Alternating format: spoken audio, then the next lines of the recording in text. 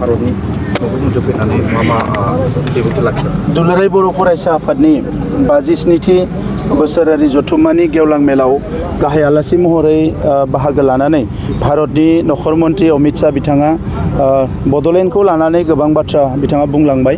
बड'लेण्ड ओनसोलाव रायजो जानाय बर'जों लोगोसे गुबुन गुबुन हारिनि माखासे जेंनाफोरखौ सुस्रांनायनि गोबां बाथ्राखौ बिथाङा बुंलांबाय।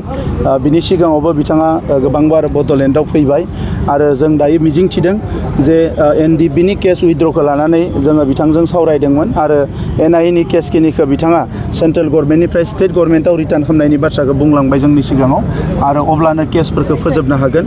बिनि अनगायैबो गुबुन गुबुन जिफोर डेभेलपमेन्टेल बिसय बबे जिनिसा मा जाना दङ बेखौ खोब मोजाङैनो बिथाङा रायलायलांदों। दिनै आङो मिजिंथिदों गुसुं समनि गेजेरावनो जिखिनि जोंहा एकर्ड इमप्लिमेन्टेसननि बाखि पार्ट दङ बियो थाबैनो सुस्रांजागोन। बिथाङा दिल्लीनि इन्डियानि केपिटेल दिल्लीयाव माबा मोनसे बर'नि नाम दोननो भारतनि इन्डियानि केपिटेल दिल्लीयाव बिथाङा मोनसे लामा बड'फानि मुङाव जेरै गुबुन गुबुन गेदेमा सुबुंफोरनि मुङाव नेशनेल केपिटेलाव लामाफोरखौ मुं दोनदों, बड'फा उपेन्द्रनाथ ब्रह्मनि मुङावबो मोनसे लामा मुं दोननो थाखाय बिथाङा फोसावलांदों आरो बे लामाखौ फैगोन 1 मेआवनो बेखेवनायनि खोथाखौ बिथाङा जोंजों रायलायलांदों।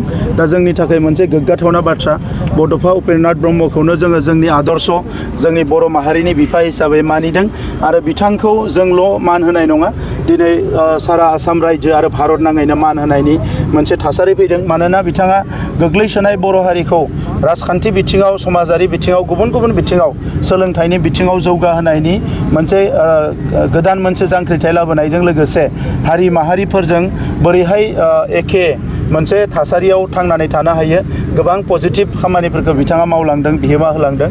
दा बेखौ बुजिनानै दिनै नेशनेल लिडारफ्राबो बिथांखौ मान होदों। दा बिनिखायनो मानगोनां नखर मन्त्रि बिथाङा दिल्लीनि मोनसे लामाखौ बड'फानि मुङाव डेडिकेटेड खालामनाय एबा बिथांनि मुङाव दिनै फोसावनानै दोनलांदों। बाथौ धोरोमखौ लानानै मोनसे गोजौ थाखोआव मोनसे जायगा होनाय मोनसे बाथ्रा। बाथौ धोरोमनि सायाव बिथाङा जोबोद सिरियासलि स्टाडि खालामगासिनो दङ।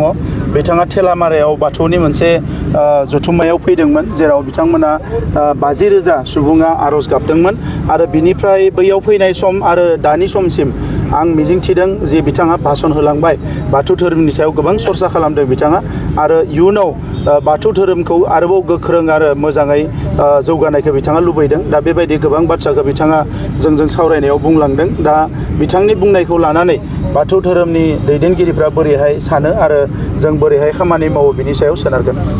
जिहेतु गोबां बेयो आं दाख्लैबो बुंदो, बेयो अलरेडि प्रसेसआव दङ आरो प्रसेसआव दङ।